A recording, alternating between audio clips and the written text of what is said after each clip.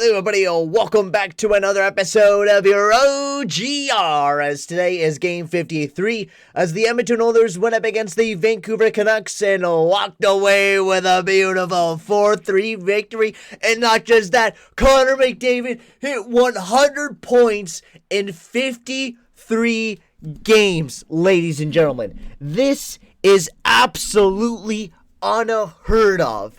This was an amazing game for Connor McDavid and really showcasing why he is the best player in the world right now, without a doubt. No one even is on the same level that Connor McDavid brings. And if you Toronto Maple Leafs fans want to compare Matthews to McDavid, get off this planet. I don't care if you compare Matthews to Leon Draisaitl, but McDavid is just on a whole nother level compared to any other player.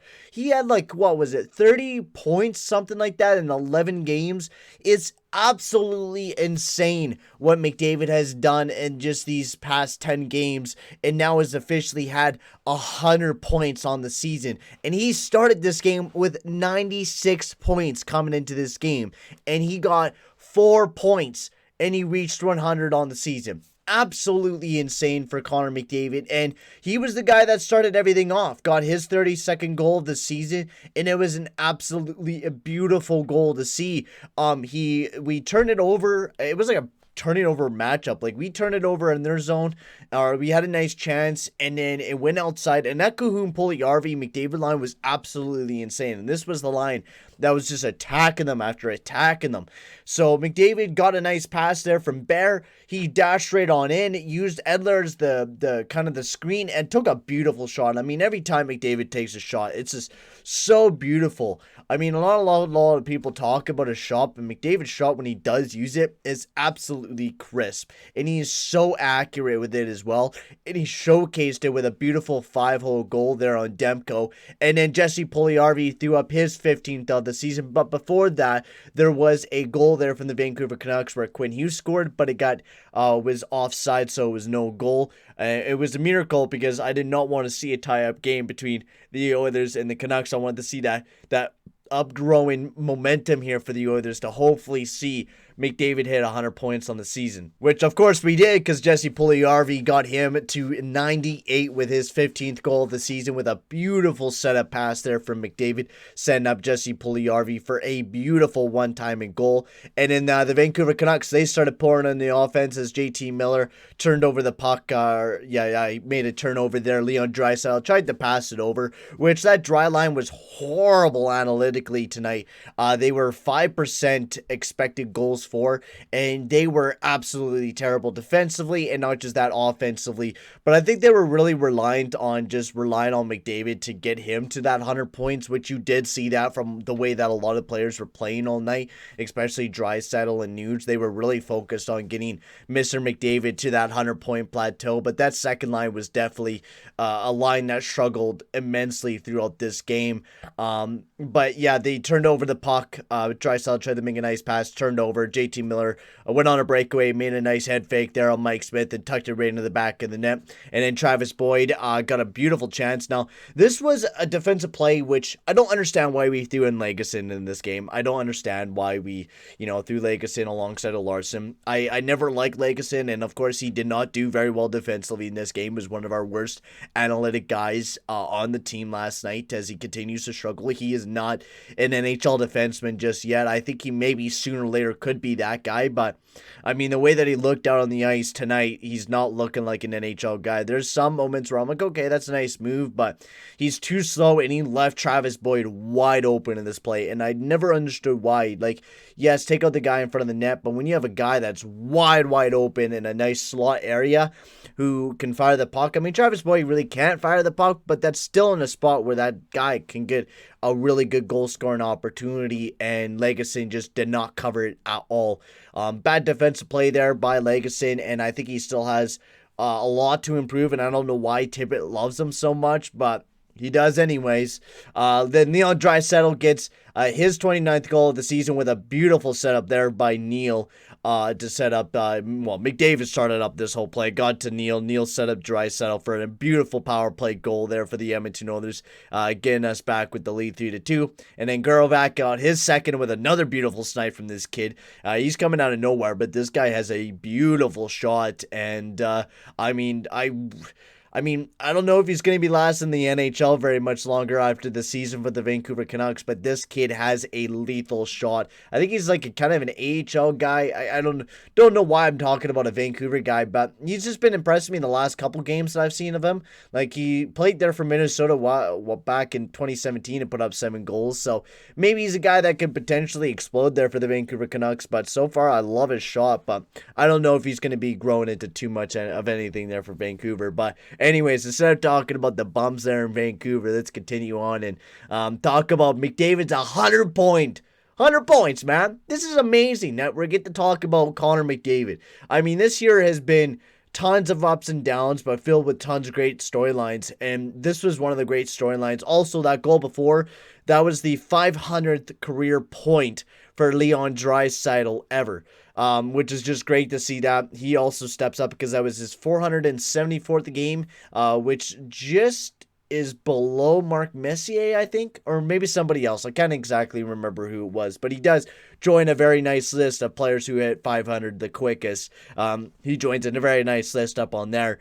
And then he got McDavid that 100 point of the season with a beautiful one-time goal and got his 30th goal of the season. And we also cannot forget about Adam Larsson. Shout out to you, man, on your 600 game of your career. An amazing guy in Adam Larsson, and he played another great, amazing defensive game as well, backing up, the horrible game that Legason had. Larsson actually, didn't have the greatest game in the world either, but I feel like if you take Legason away from him, Larsson would play a lot better, and it also sucked that we didn't have Kulikov in the lineup in this game. Otherwise, Bear didn't have too bad of a night. He was so-so. The Jones and Bear pairing wasn't the greatest pairing in the world. They were making a decent amount of defensive mistakes, but when they were on the PK, I felt that's where they did their best. Nurse and Bear, which I don't know why they don't do Nurse and Bear just in general. I think that would be one of our best defensive pairings to throw alongside of each other if we were to do that. Also, nothing really happened in the third period, and that was it for the game. It was a really tight defensive hockey game going into that third period. Really didn't see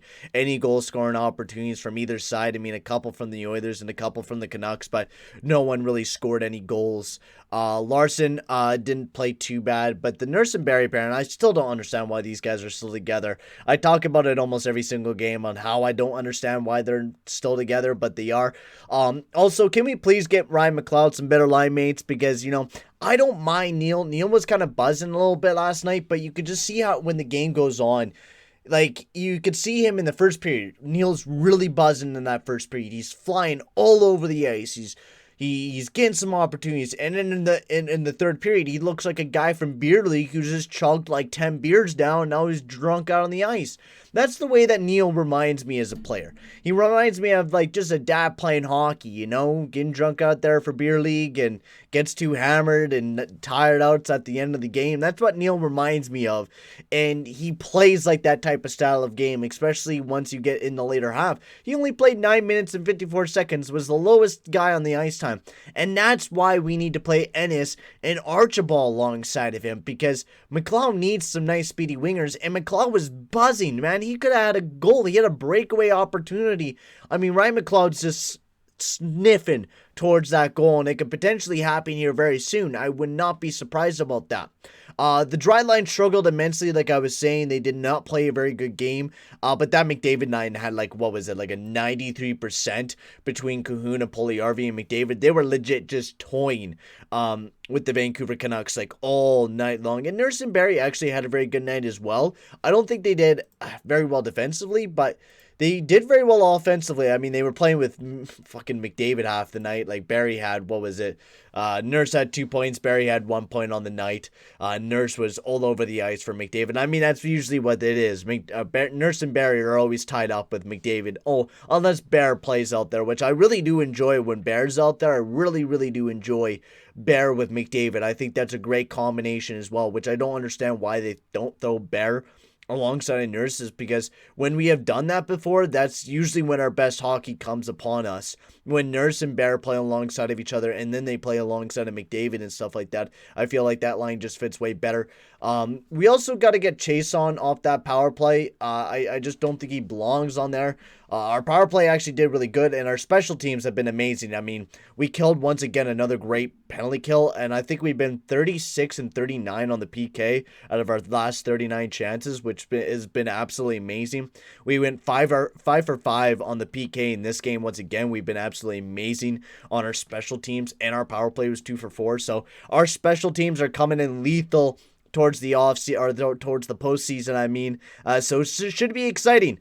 We got 3 more games coming up: 2 against the Montreal Canadiens, and then 1 more against the Vancouver Canucks. So we got a lot of exciting hockey coming up here for the Edmonton Oilers. So be ready, ladies and gentlemen. But for right now, I'm gonna end the video here. Congratulations to my boy Connor McDavid on hitting 500 points. Well, yes, congrats to Leon Draisaitl on hitting 500 points, and Larsson on hitting 600, and McDavid on hitting 100 points on the season. Congrats to all you guys. You guys all deserve it. Great hockey game out there. This was an absolutely amazing game. But for right now, guys, I'm going to sign off here. Thank you very much for watching. I can't wait for playoff hockey, man. I am so hyped, baby. I am so hyped. Let's go. And I'm going to end the video here, guys. Thank you very much for watching, and I'll see you guys all in the next one. Adios, amigos.